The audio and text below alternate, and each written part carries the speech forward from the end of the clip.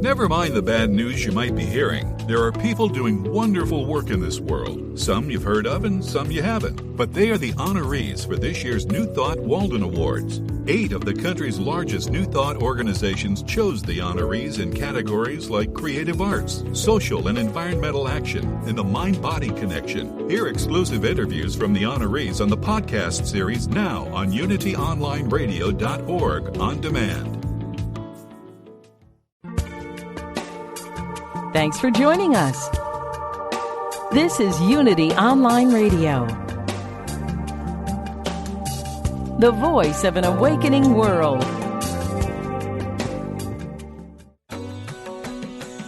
Welcome to the Yoga Hour, offering insights and practices for spiritually conscious living in today's world. Here is your host, Dr. Laurel Trujillo.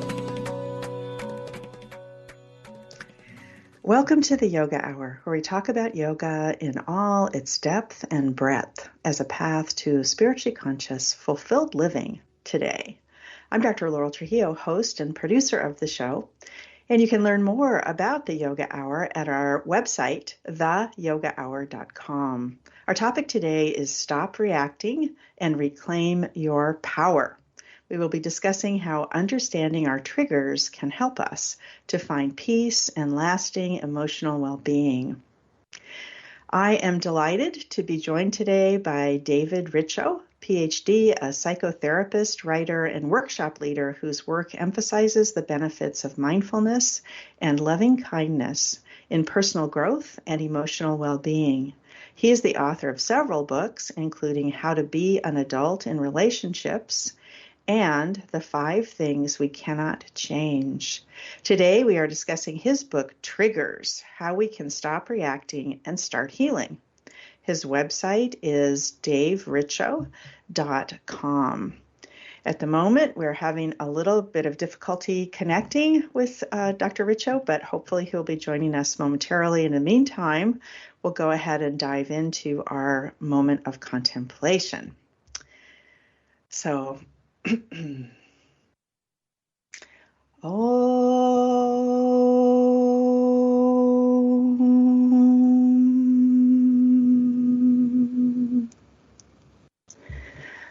Let's begin by bringing our attention fully present to this moment now. Let's bring our attention to our body and just feel our body in space, whatever we're doing. Feeling whatever is connecting us to the surfaces that support us. Perhaps we're sitting in a chair or on a cushion, or perhaps we're walking. We can feel our feet as they connect to the floor, feel if there's a chair supporting our weight. And then taking a moment to turn our attention to our breath and just noticing the next inhale and exhale.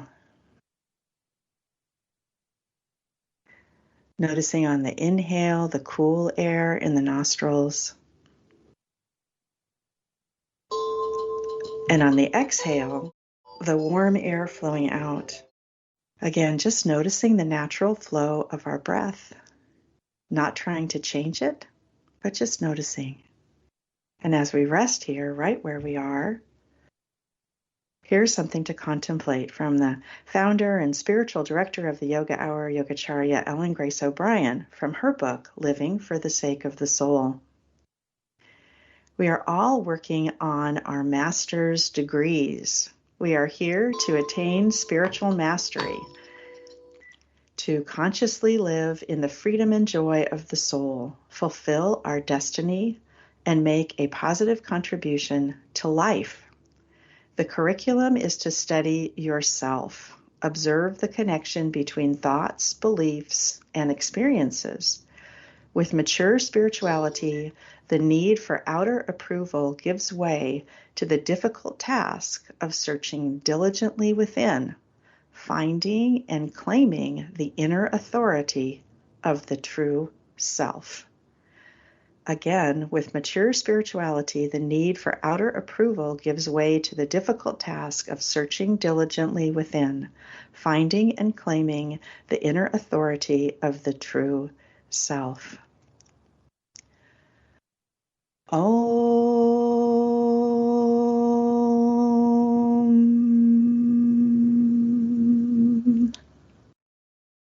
Hi, is this Dr. Richo? Yes.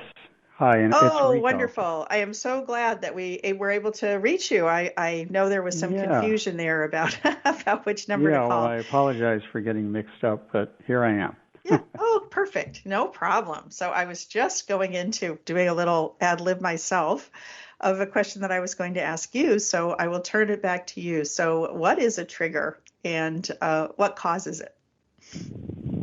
A trigger is a reaction that we have to something that someone says or does or even is. And it usually has to do with anger or fear or sadness, one of those three feelings. And we're automatically, shall we say, pushed into it without a choice. And what I've noticed is that this triggering happens because there's something in us that needs to be looked at. And so when people trigger us, they're not causing a reaction, they're being the catalyst. And actually the reaction that we're having could be looked at as helping us, because it's kind of a trailhead, is the word I use, into that forest of ourselves where we have a lot of leftover, shall we say, unfinished business, even from childhood or from recent relationships. And so a triggering is bigger than just a reaction. And in my book, Triggers, I try to show how this can all be looked at and really be helpful to us. Helpful in the sense of you know yourself better. So you have written many books that we've actually looked at before as having on the show, and this is just the first time we've had the opportunity to invite you on as a guest. I'm delighted that you could join me today. And I was wondering, so what was it that made you want to write this book about triggers? What was it that attracted you to the topic and made you think that it was an important book to write? Well, that's a very simple question. This is my 51st year as a psychotherapist. And, 3 years ago, I asked myself the question, what's the word that you hear most from clients? And it was triggers. So I thought, well, then triggers must be an important topic. And so I started, looking into it, meditating on it, looking at my own triggers. And gradually I realized that it was a much bigger topic than we give it credit for. So that's what led to the book. No, that's great. The topic is an important one, and I really like the way that you describe triggers as a way of notifying us when we have unfinished business, that it's something that we can look at. And I also appreciated the way that you describe triggers as you separate out, because we tend to look at the trigger and say that caused the reaction, and yet you separate that and say, no, there's a catalyst, the trigger for our reaction, and we have a choice about how we respond. Although you do point out that there are certain extreme cases. For example, if you are physically attacked, or there are bigger triggers that people have can deal with, and we don't want anyone to feel guilty or ashamed of the fact that they have responded like anyone would respond if they were, for example, physically attacked, something like that. Did you want to say more about that sort of separation between the catalyst in our response? Yes. When it's something that's truly abusive or sudden, even, for instance, a subtle noise startles you, that would be an example of you're being triggered, and there the cause is the loud sound that anybody would react to. But when it's personal to you, and it has to do with what somebody says or does or how they're acting, then they're the catalyst that are creating the opportunity for some type of reaction, and you're the one who's having it in your way. For instance, let's say somebody gives you feedback that shows you've been doing something that isn't quite right. Mm-hmm. And your reaction is to be very upset and defensive. Instead of taking it as it's meant, which is something that could help you, well, you're the one who is reacting defensively, whereas somebody else might react with appreciation. Well, that's hard to hear because my big ego doesn't like it when somebody tells me I'm wrong in any way.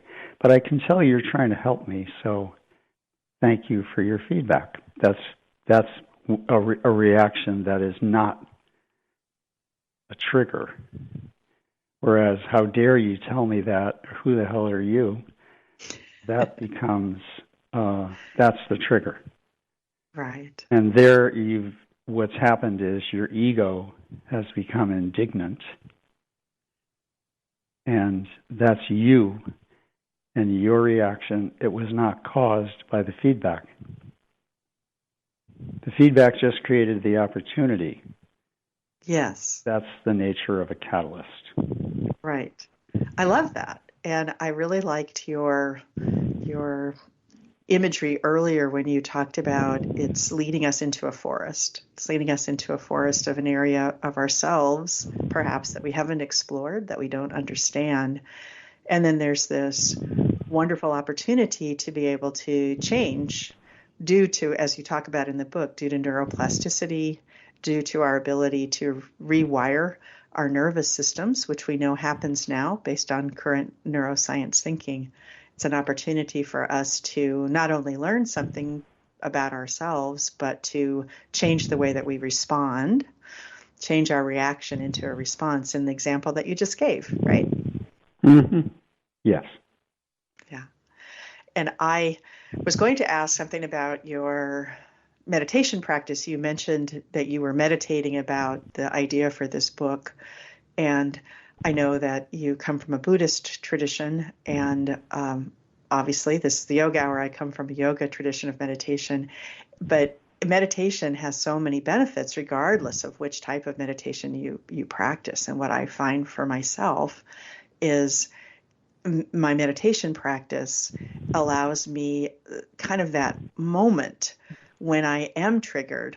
There's a moment about deciding if I'm going to go get triggered into anxiety or anger or fear, those kinds of things. There's just like this little millisecond there that it feels like I have a choice. And when my meditation practice is active, it feels like that time, that little tiny moment actually can expand a little bit. And I have a little bit more time to have a different reaction, to choose a different reaction. How would you say that your meditation practice, what has it shown you about how you respond to triggers? The same as what you just said, but I do want to make a comment on it. When you said, I look and realize I can decide and then do decide, that's the equivalent of freedom. Triggers are compulsive. There is no freedom. I just suddenly become defensive. I didn't choose to go there. I was just hurled into it internally. And so an important feature of triggers is that push rather than choose. So meditation is the bridge between pushing and choosing. Mm. No, I love that tie to freedom. How you move that is from beautiful. one to the other.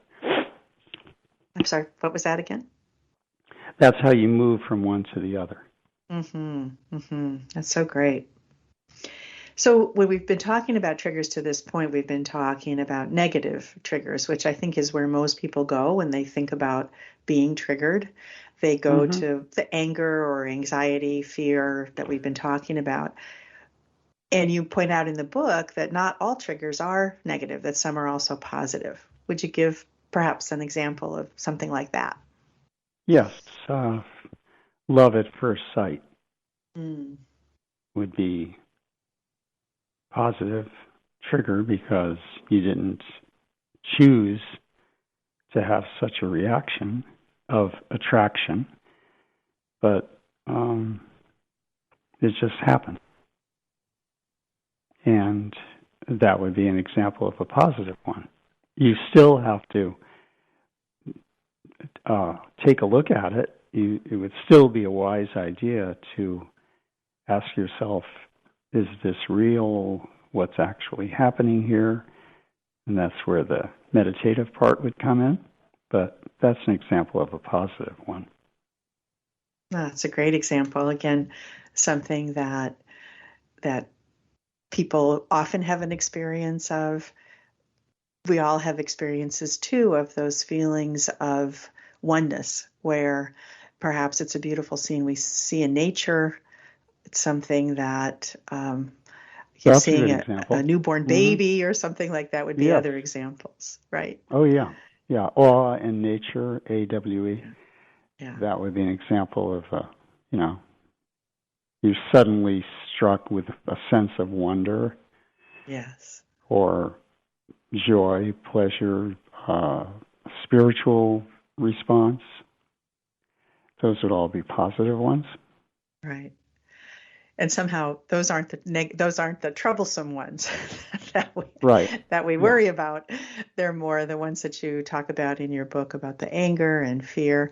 And you do give a lot of background of the science of triggers in the book. So what is happening in our brain when we are triggered? You're suddenly, shall we say, taken over by the part of the brain that, for instance, it could be the amygdala, if it's an immediate fear, and the thinking part of your brain, the prefrontal cortex, is offline when this triggering happens. So that's why you don't get a chance to think it out. You just suddenly react. And that sudden reaction is from the limbic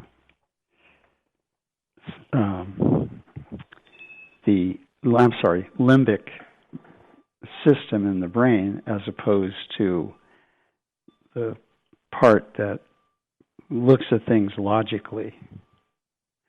So that's why we shouldn't blame ourselves when we have a sudden reaction, because we actually didn't have a choice. That's what I mean by triggers. Being triggered is the opposite of freedom. Yes, and I really appreciated you pointing that out, because you mentioned in the book, we think afterwards, oh, I could have said this, I should have said that. And yet, from your description, our frontal cortex is very nearly offline when this is happening. Is that right? There you go. Yeah. So that's why you we couldn't think of that blame response. Yourself. Right. Well, you weren't in a position to be able to think because that part has shut down. I mean, it comes back online very quickly if you let it, but it's the very nature of a trigger too.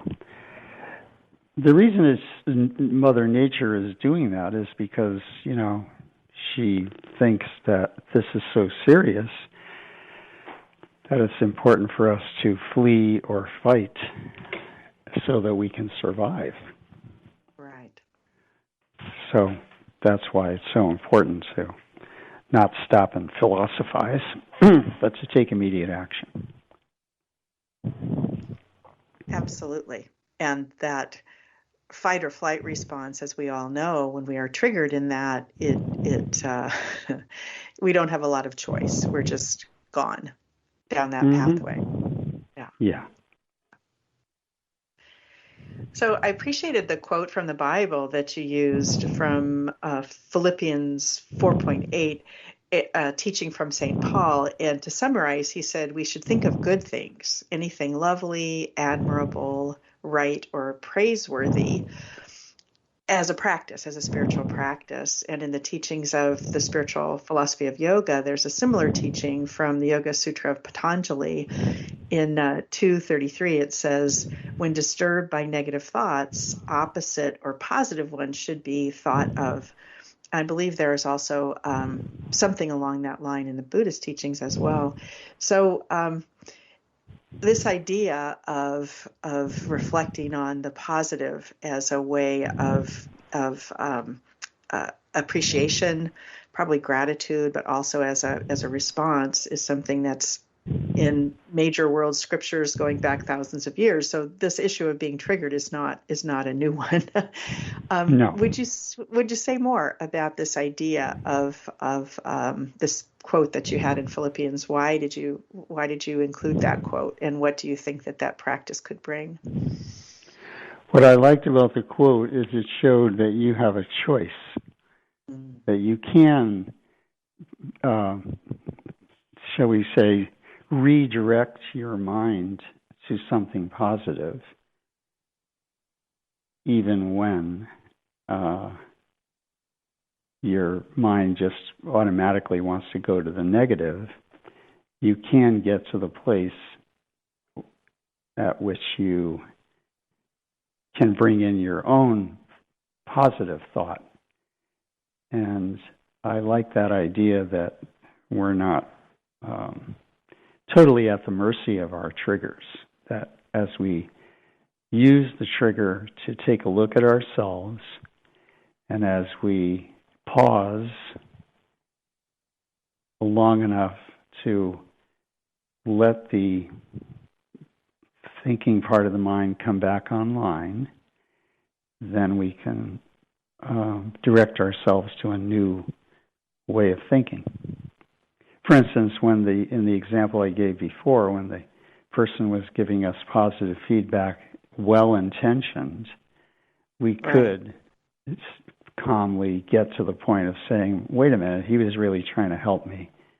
And, that's my ego reacting and stopping me from letting in something positive. So my positive thought is, people are trying to help me. Right. And so helpful if we can reach that point. And even to approach this idea of triggers as if it can trigger us into curiosity rather than that reaction, rather than that automatic reaction, which I think you got to sort of when you talked about it going into the forest of an unknown area of ourselves and being triggered into curiosity rather than the automatic reaction, which might be fear or anxiety. And with that, we have come to the break. You're listening to the Yoga Hour with my guest, Dr. Dave Richo. Dr. Richo is a psychotherapist, writer, and workshop leader, and the author of the book we're discussing today, Triggers: How We Can Stop Reacting and Start Healing. His website is davericho.com. We'll be posting links to his website and his book on our website, theyogahour.com. We welcome your comments and questions. You can contact us through the website at theyogahour.com. I'm Dr. Laurel Trujillo, host of the show. When we come back from the break, we'll explore more about how to stop reacting and reclaim our power. We'll be right back.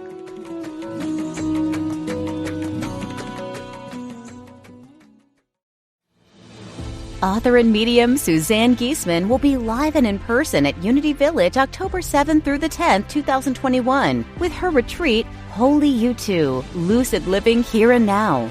Spend 4 love-filled days with Suzanne and a community of kindred spirits focused on your wholeness and holiness. This is practical training with tools for your spiritual evolution. Go to unityvillage.org/retreats for more details and registration.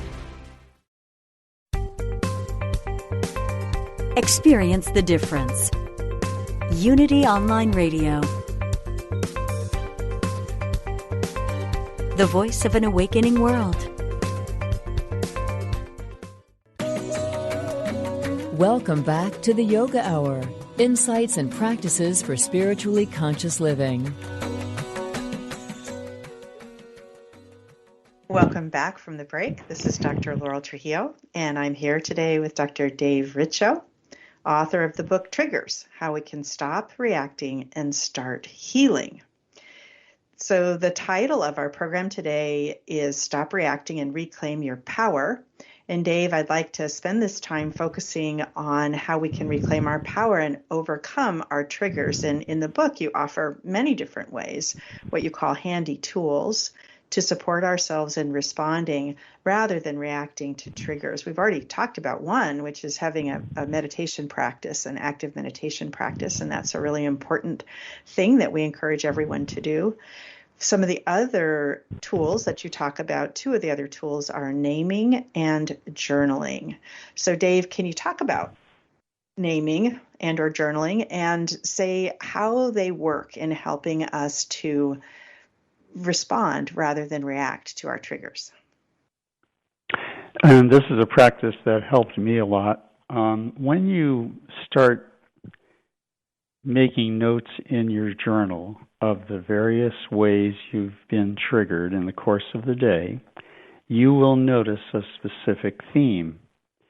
For instance, it seems like I always am triggered when I displease a man or I displease a woman. And it's, let's say, consistent. I'm using a simple example. And I get scared if I notice that a woman in my life is upset with me. It seems like it's very important that I not upset a woman. It's scary. When I look at my own childhood and I notice that upsetting my mother led to her either turning away from me or hitting me, I get it that I'm still reacting to a childhood issue, and it has nothing to do with the actual women in my life right now.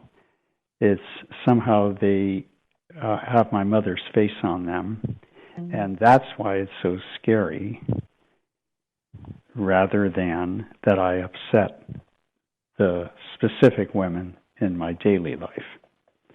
So when you notice that that's one of your definite triggers, and you see it happening over and over, that makes you rename it as I've stated very well in the title of one of my other books, which is When the Past is Present. So that's what's happening. The past has suddenly interfered with the present. Right.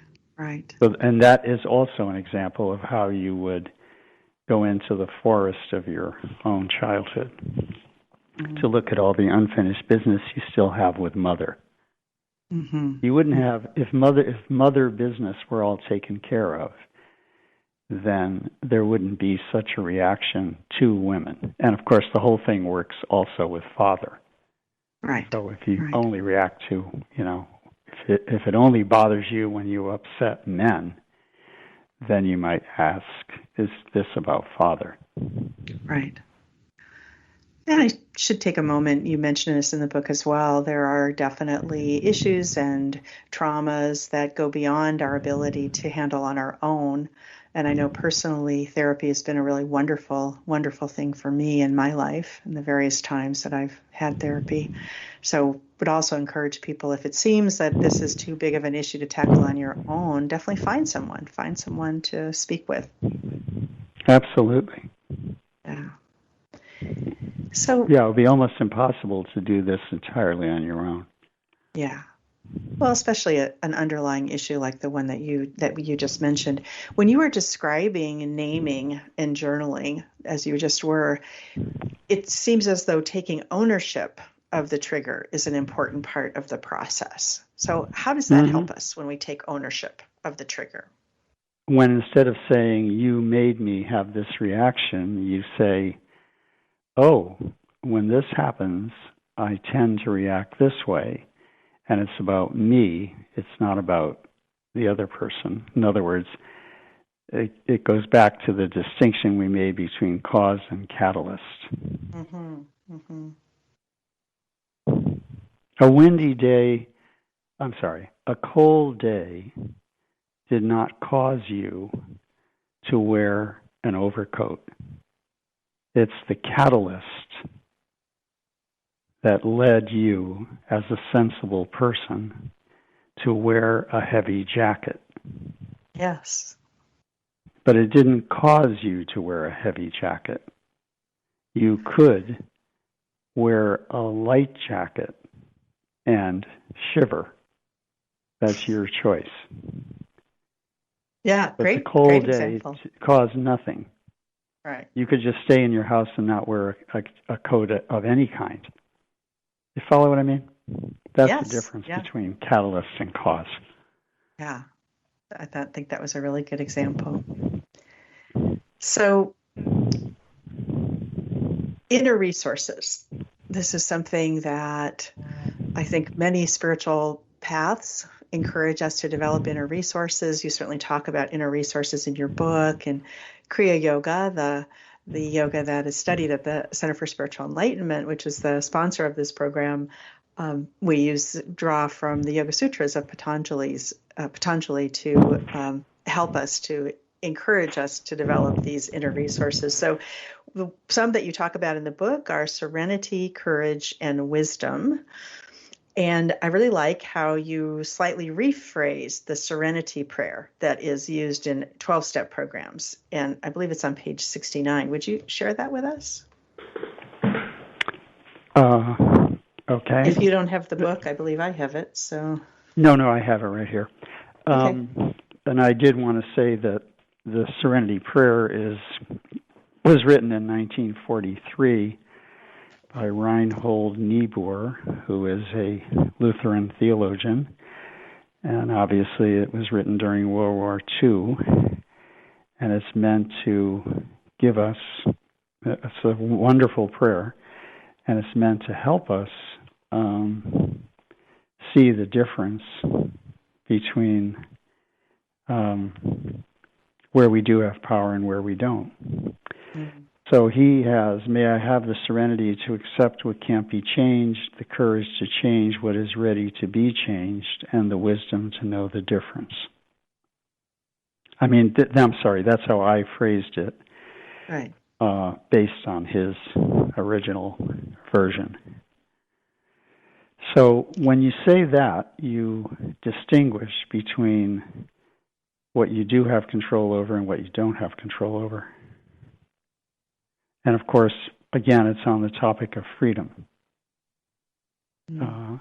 When I let myself be ruled by what can't be changed, then I find myself scared. But when I accept what can't be changed and work with it, it doesn't scare me as much. I also like how you reframed the courage to change what is ready to be changed. Yes. And the reason I put that in is because I wanted to respect timing.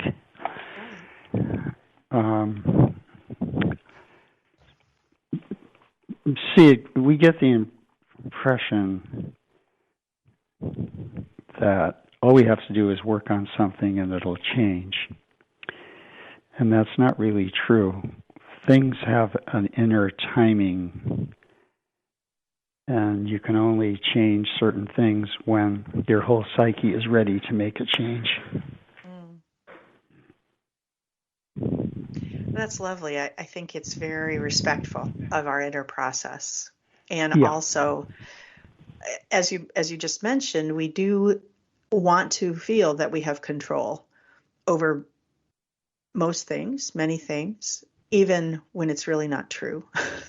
Exactly. That we do. And so this serenity prayer, the serenity, courage, and wisdom of these three inner resources are, it really is beautiful. It's a beautiful way, it's a beautiful thing to remind ourselves of when we are caught in something that we perhaps wish was already changed, and it's not. Yeah. And by the way, my new book is coming out soon. It's called Ready, and it's about timing. Ah. It's called something like, let's see, Ready is the title, and then the subtitle is something like How to Know When to Go or When to Stay. Like how to know when the relationship is over or when to stay with it. Yeah. And I point out that a lot of that is based on timing that's out of our hands. But I do want to go back because you brought up about inner resource, and I want to give a quote from the Alcoholics Anonymous book. And this is on page 567 of that book. And members, the word members refers to alcoholics in recovery. Right. With few exceptions, our members find that they have tapped an unsuspected inner resource, which they presently identify with their own conception of a power greater than themselves. So that says it all. First, you find that you have an inner resource. You can work with your triggers. You don't have to be ruled by them anymore. And then you realize that that powerful inner resource is the same as what you might call the divine or God within.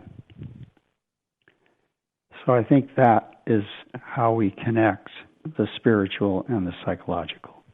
So you find the inner resource, that's your psychological work, and then you realize that the inner resource is what you've always thought of as God. This is a very, very profound realization, as far as I can see. And it's from that book, Alcoholics Anonymous. Yeah. Yeah, that's beautiful. Thank you for going back to that point. So another inner resource is contentment. This is one of the practices of Kriya Yoga that I was mentioning, and the promise, because each of these practices in the yoga philosophy has a promise. So if you are successful at practicing contentment, the promise, as stated in the Yoga Sutras, is be content now and realize unshakable happiness. This is also one of the inner resources that you talk about, saying yes to what is. Saying yes to what is. So would you share with us the daily affirmation that you use, which apparently is on page 70? Okay.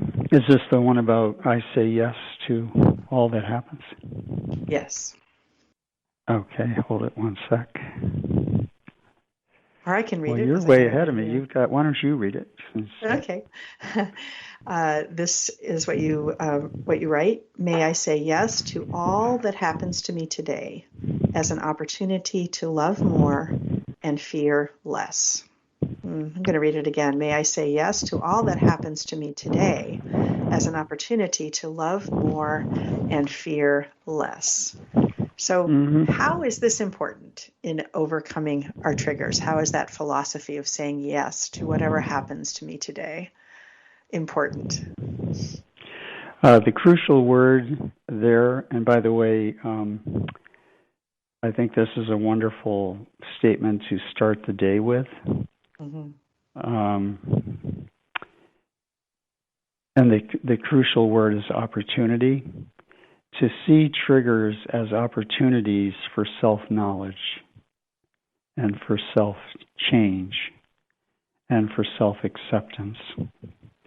So to know, to change, to accept. It turns the triggers into chances for spiritual growth. So that's what I mean. And in that same paragraph, it says, every trigger is a given of life. To say yes to the probability that people will say or do what triggers us is to face life and relationship as spiritually conscious adults. We understand then that anything can happen to any of us. We can't expect a special deal or an entitlement to an exemption.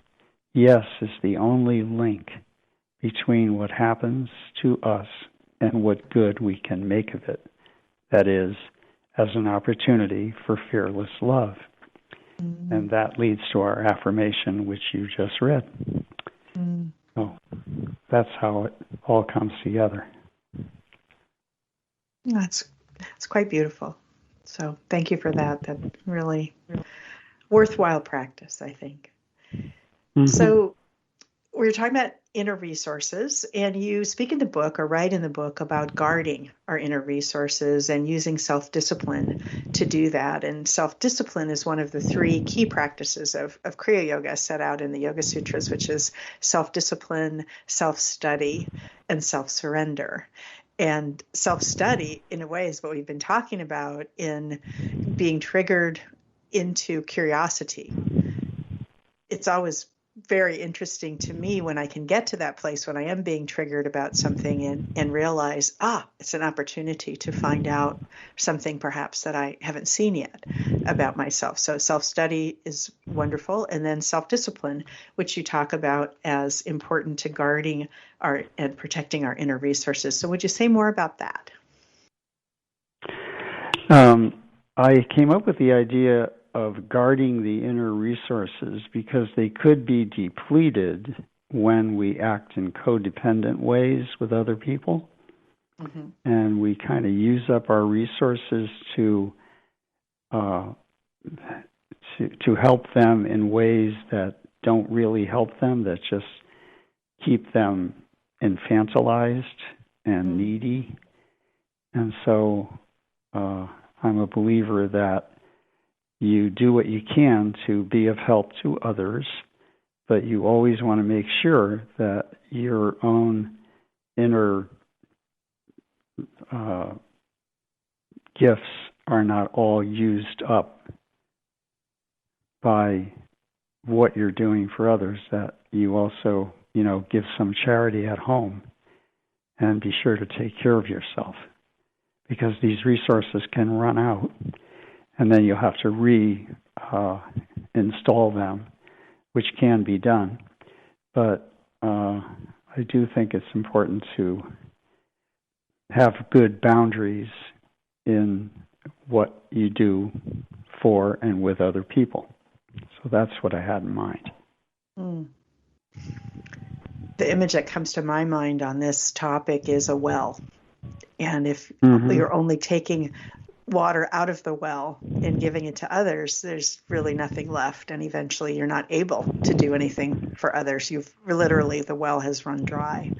And so this idea of being a steward of that and taking care of ourselves, I think, is a very important one. And signs that you aren't are some kind of burnout, some kind of lack of enthusiasm for life. These are signals that we need to be better guardians of that. Yeah, I like that. So one of the triggers that you talk about is grief. Obviously, grief, there's so many reasons for grief in our lives. And particularly during this time of the pandemic, I think many of us have grieved loss in various ways, loss perhaps in our families of loved ones that have been lost, or a way of life that we had that we aren't quite able to get back to yet. Although this idea of opening and closing things up it's almost like an accordion sometimes, it feels to me. But can you say a little bit more about grief, why it is a trigger, and then how we can deal with it? Yes. Well, first of all, grief or mourning is one of the wonderful inner resources that nature has given us, all of us mammals, to handle losses. So when something ends or changes radically, that grief automatically will arise, and some of us have learned to squelch our grief and not to let it come through, like, make sure I don't go to the place of sadness. Maybe I'll come up with some rose-colored glasses that tell me, everything will be fine. Oh, don't worry about it. That kind of reaction. Yes. And I think our whole society is oriented toward making sure we don't grieve, because when you grieve, you don't buy products. But anyway, grief is a combination of three feelings. That's in the way I look at it and the way I describe it in the book. First and foremost, you're sad because something has ended that was important to you, and it's left a big hole in your life. Secondly, you're angry that happened. That's a perfectly normal feeling. And third, you're afraid of what your life will be like now that has that big hole in it. So letting myself be sad at how everything in our society has changed. I can no longer have the lifestyle that I used to have with all its freedom of movement and connection and touch because of COVID. We're all mourners now. We're sad that has come to an end, hopefully temporarily. Secondly, we're angry that it wasn't handled well enough right at the beginning so that it wouldn't have become this serious. And third, we're afraid that there's just going to be one virus after another, and we're never going to go back to our ordinary way of living. So that would be an example of letting ourselves feel the grief. Right. And of course, I'm proposing that when you let yourself go into that grief response, it's not a reaction, it's a response, then you're less likely to be triggered over and over again when you turn on the news and it says 500 more people have died in the last hour. You're not going to be as triggered because you're going to say, oh, I'm sad about that, I'm angry about that, and it scares me. You're going to allow yourself to have the appropriate feelings that go with this kind of a crisis. Right. And name it, as you just said, and probably journal about it tonight when you're journaling, naming and journaling like we talked about, and then getting to a place of peace and contentment, because of course that falls under things that we can't change, things that it's not in our power to change at the moment. So, and with that, unbelievably, we've come to the end of the show. You've been listening to the Yoga Hour. It's been my pleasure to share this time with you. I'm Dr. Laurel Trujillo, and we've been discussing how to stop reacting and regain our power with Dr. David Richo, the author of the book we've been talking about, Triggers, How We Can Stop Reacting and Start Healing. You can find out more about Dr. Richo and his many books at his website, davericho.com, davericho.com. We will also be posting his information on our website, theyogahour.com. So thank you so much, Dr. Richo, Dave, for joining me today on the Yoga Hour. Well, thank you, Doctor. I really appreciate it.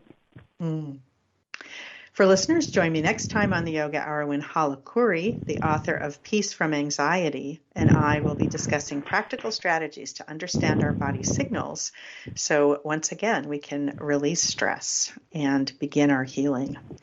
We encourage you to join us for the many online programs offered by Yogacharya O'Brien and the Center for Spiritual Enlightenment, including morning meditation, which occurs daily from 6:30 to 7:30 a.m., Pacific, daily afternoon meditation from 4 to 4:30 a.m., and Sunday satsangs from 10 to 11 a.m. Pacific each week.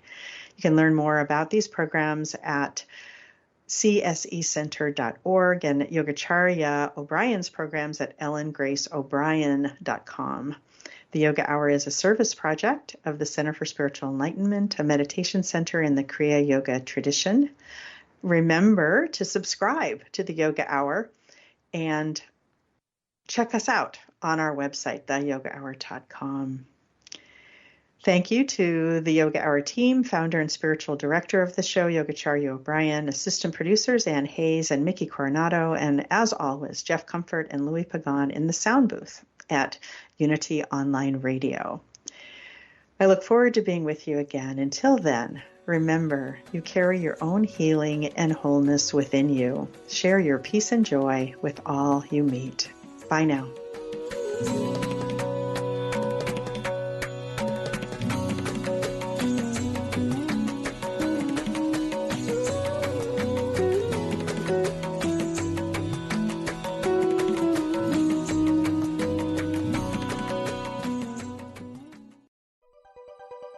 Thanks for listening. This is Unity Online Radio, the voice of an awakening world.